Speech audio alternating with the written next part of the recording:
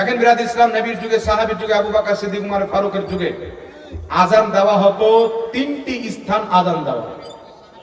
আবু দাউদ শরীফের মধ্যে হাদিস আছে যে আবু বকর সিদ্দিক, উমর ফারুকের খেলাফতের যুগে এবং নবী মুস্তাফার জামানাতে কোথায় আজান হতো?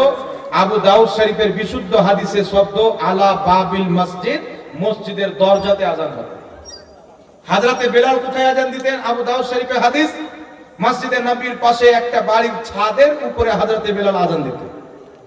তো উলামায়ে কেরাম যেমন আল মাদখাল কিতাবে ইমাম ইবনুল হাজ উল্লেখ করেছেন যে আজান দেওয়ার স্থান হলো তিনটি: মসজিদের দরজা, মসজিদের মিনার বা পাশের কোনো ছাদ।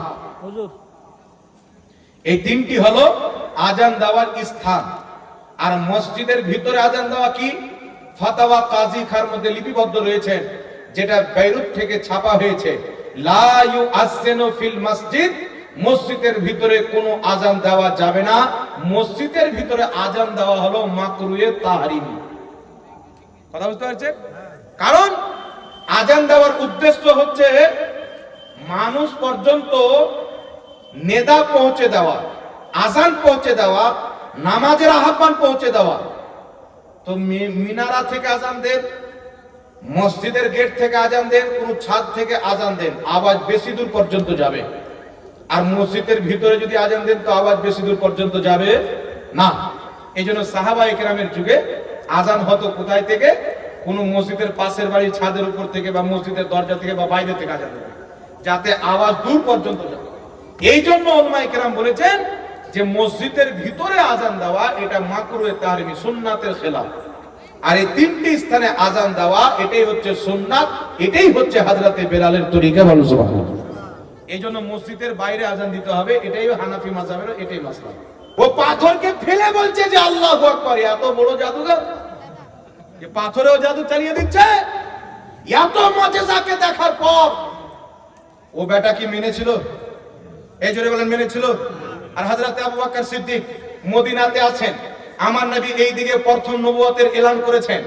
মদিনাতে একটা পাদ্রীর বাড়ি গেলেন, ইহুদিদের পাদ্রী, ইহুদিদের আলিম, নিজের সামান অস্ত্রকে রেখে দিলেন, ব্যবসা করার সামান, বিজনেস করার সামান। সেই ইহুদি পাদ্রী বলছে, তোমার নাম কি? বলছেন আবু বকর ইবনে কুহাফা। বলছে তোমার বন্ধু মুহাম্মদ ইবনে আব্দুল্লাহ আছে?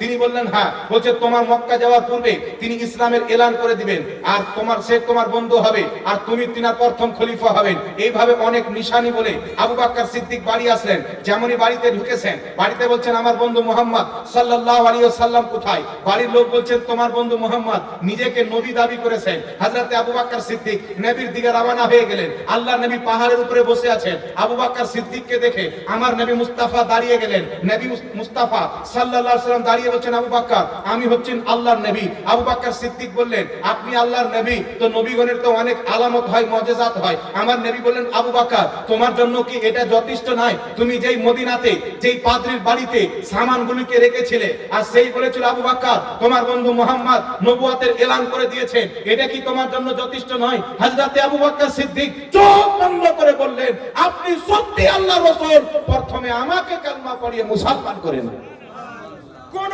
জাতেই নয়। আর এই ওয়াহাবীর জাত আছে, একে দলিল দিয়ে একে কবরস্থানে গেড়ে দেন, এ হারামজাদা মানবে না। এটা আবু জেহেলের আওলাদ, ওর বাপ আবু জেহেল চোখে দেখে মুজিজা মানতে পারেনি, এ বেটা দলিল দেওয়ার পর মানবে? আমাদের সুন্নি মৌলভী কত দলিল দিয়েছে, আমি নিজেই কয়েক জায়গায় মুনাজারাতে গিয়েছি, বেটারা হারার পর বাধ্য হয়ে কিয়াম করেছে, তারপরে বেরিয়ে এসে বলছে হারাম। ওখানে মেনে নিল, দলিল পাওয়ার পর কিয়াম করে নিল, বেরিয়ে এসে তার মসজিদে একই ফতোয়া দিচ্ছে হারাম, বেরালো আবু জেহেলের জাত। এই জন্য খবরদার মুসলমান,